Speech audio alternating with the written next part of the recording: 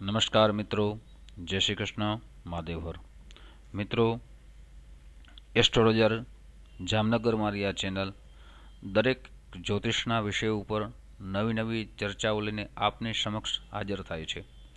નવું નવું આપ જ્યોતિષ વિશે જાણો, જ્યોતિષના પ્રયોગો દ્વારા આપ અનુભવ કરો અને આપના જીવનમાં સુખમય, આનંદમય અને પ્રગતિમય બની શકે આવો પ્રયાસ મારો હોય છે. મિત્રો, આજ ખાસ કરીને જે વિષય છે જ્યોતિષનો એ હોરા વિશે આપણે ચર્ચા કરશું. મિત્રો, ઘણી વખત આપણે જોયું હશે કે ચોઘડિયું જે ચાલતું હોય એ શુભ ચોઘડિયા પ્રમાણે કોઈ પણ મુહૂર્ત આપણે કરતા હોય છે, પણ આજે હોરા વિશે માહિતગાર બનશું. હોરા એટલે શું અને કયા હોરામાં શુભ કામ થઈ શકે, કયા હોરામાં કયા કાર્યો થઈ શકે એ વિશે આપણે ચર્ચા કરશું. મિત્રો, ખાસ કરીને મારી આ ચેનલ સબસ્ક્રાઈબ કરવી ભૂલશો નહીં, લાઈક કરવી ભૂલશો નહીં અને શેર જરૂર કરજો. મિત્રો, આ વિડીયો આપ શેર કરશો તો ચોક્કસ બીજાના જીવનમાં પણ જોઈ અને એનો અનુભવ કરશે તો એના જીવનમાં લાભપ્રદ બની શકશે.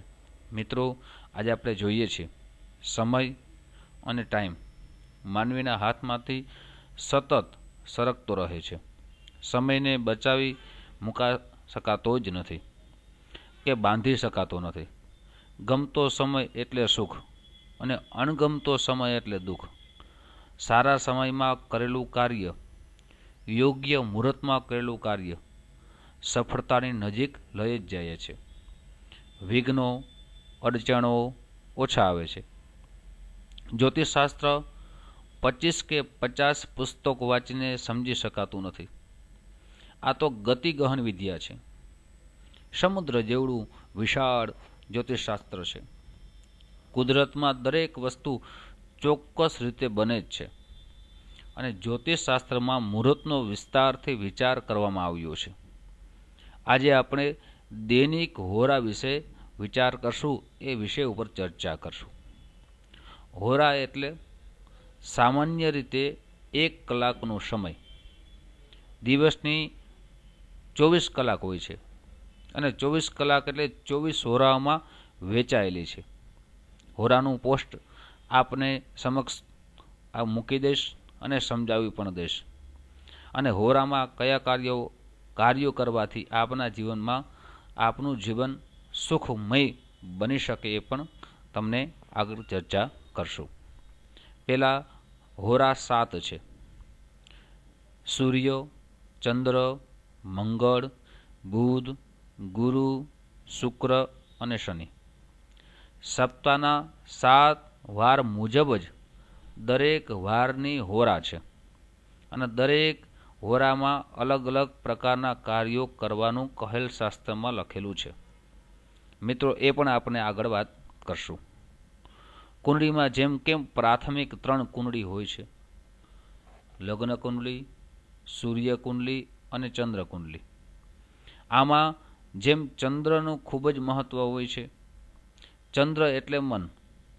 માનવીનું મન સ્વસ્થ હશે, મજબૂત હશે, શાંત હશે તો દરેક કામના, દરેક બાબતની સારા નશાનો કાર્ય ઉત્પન્ન થતા ફળનો શાંતિથી વિચાર કરી શકશે. પછી તે કામ સરકારી હોય, વડીલોના હોય, વેપારનું હોય, જ્ઞાન પ્રાપ્તિનું હોય, ધન સંગ્રહનું હોય કે પ્રવાસ પર્યટનનું હોય, વાદ વિવાદનું હોય, અભ્યાસનું હોય અથવા માંગલિક કાર્ય હોય. જે કોઈ પણ પ્રકારનું કાર્ય હશે તેમાં સ્વસ્થ શાંત મનથી વિચાર કરી શકાશે. હવે 7 હોરા વિશે આપણે ચર્ચા કરીએ. જેમાં 7 હોરા આપેલી છે એ 7 હોરામાં કયા કયા કાર્યો કરવાથી શુભ ફળ જીવનમાં મળી શકે એ ચર્ચા કરીએ. તો પહેલી હોરા છે સૂર્ય. તો સૂર્યની હોરામાં જ્યારે ચાલતી હોય ત્યારે કોઈ પણ સરકારી કામકાજ કરવું એ લાભપ્રદ બની શકે અથવા સરકારી કામકાજનું ચાર્જ સંભાળવું તો પણ લાભપ્રદ બની શકે. કોઈ પણ સરકારી અધિકારીને મળવું તે પણ ઉત્તમ ફળ આપી શકે. કોઈ પણ સરકારી ટેન્ડર ભરવું અથવા એનું ફોર્મ ભરવું તે પણ લાભપ્રદ બની શકે. હવે બીજી હોરા છે ચંદ્રની. આ ચંદ્રની હોરા દરેક કાર્યો માટે શુભ મનાય છે. ત્રીજી હોરા છે મંગળની. મંગળની હોરામાં કોઈ પણ પોલીસમાં ભરતી થવા માટે પોતાના ઘરેથી નીકળે અથવા ફોર્મ ભરે તો પણ એના જીવનમાં શુભ ફળ મળી શકે છે. હવે ત્રીજી હોરા છે, ચોથી હોરા છે બુધની. તો બુધની હોરાની અંદર નવો વેપાર ચાલુ કરવો અથવા નવી દુકાનનું મુહૂર્ત કરવું, સાથે કોઈ પણ પુસ્તકનું લેખન ચાલુ કરવું બુધની હોરામાં ઉત્તમ ફળ મળી શકે.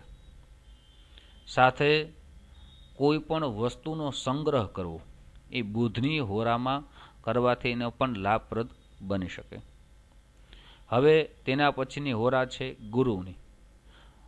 ગુરુની હોરાની અંદર વિદ્યાર્થી માટે વિદ્યાભ્યાસ માટે કોઈ પણ સ્કૂલ અથવા કોઈ પણ કોલેજમાં ફોર્મ ભરવું અથવા એમાં દાખલ થવું એ ઉત્તમમાં માનવામાં આવ્યું છે.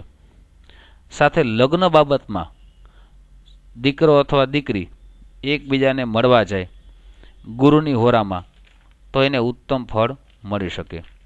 વિવાહ કાર્યમાં ગુરુની હોરા ઉત્તમ માનવામાં આવી છે. હવે છે શુક્રની હોરા. તો શુક્રની હોરા જ્યારે ચાલુ હોય ત્યારે નવા કપડાં લેવા, નવા આભૂષણ લેવા અથવા શણગારની કોઈ પણ વસ્તુ લેવી એ લાભપ્રદ બની શકે. નવા ફિલ્મનું શૂટિંગ આ મુહૂર્તમાં કરવાથી પણ શુભ ફળ મળી શકે. સાથે હવે આવે છે શનિની હોરા. તો શનિની હોરા ચાલુ હોય ત્યારે નવું કારખાનું ખોલવું, નવું વાહન લેવું, જમીન મકાનની ખોદકામ કરવું તો પણ ઉત્તમ માનવામાં આવ્યું છે. મિત્રો, ખાસ કરીને અમારી ચેનલ એસ્ટ્રોલોજર જામનગર સબસ્ક્રાઇબ કરવી ભૂલશો નહીં, લાઈક કરવી ભૂલશો નહીં અને શેર જરૂર કરજો. મિત્રો, જ્યોતિષના નવા વિષયો ઉપર દરેક રીતે આપણે ચર્ચા કરીએ છીએ અને આપના જીવનમાં સહેલાઈથી આપ પ્રયોગો કરી શકો અને જ્યોતિષને જાણી શકો એવી મારી ખૂબ જ પ્રયત્ન કરું છું. જેના પ્રશ્નો આવે છે એ પ્રશ્નોના જવાબ દેવાની પણ પૂરેપૂરો પ્રયત્ન કરું છું. મિત્રો, હવે હોરા કઈ રીતે હોય છે એ પણ ચર્ચા કરીએ. તો મિત્રો, માની લ્યો કે સોમવાર છે તો સોમવારે જે વાર છે એ પ્રમાણે પેલી હોરા માનવામાં આવે છે.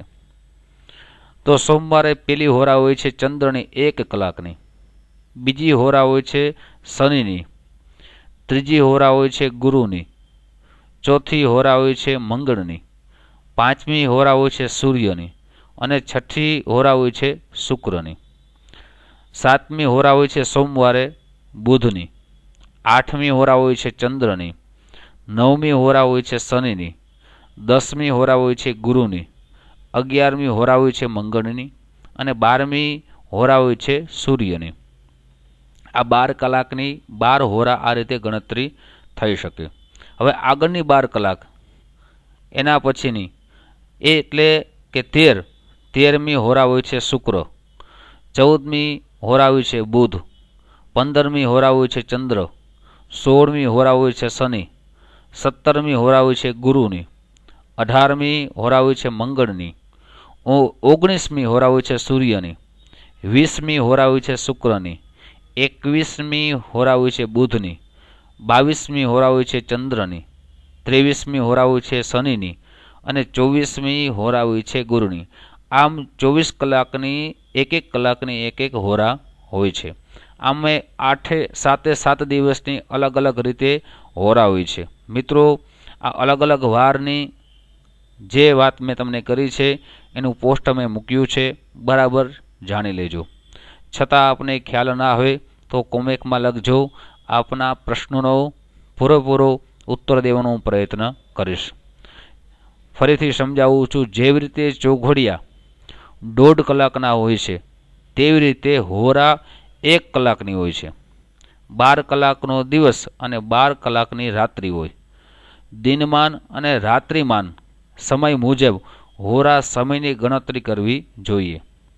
હોરાની શરૂઆત જે તે સ્થાનમાં સૂર્યોદયથી સમયથી કરવાની હોય છે અને દિવસની તથા રાત્રિ મળી અને 24 હોરા હોય છે. જેમ કે ચંદ્ર, બુધ, ગુરુ અને શુક્ર આ હોરા શુભ ગણવામાં આવી છે. શનિ અને સૂર્ય અને મંગળ આ 3 હોરા અશુભ ગણવામાં આવી છે.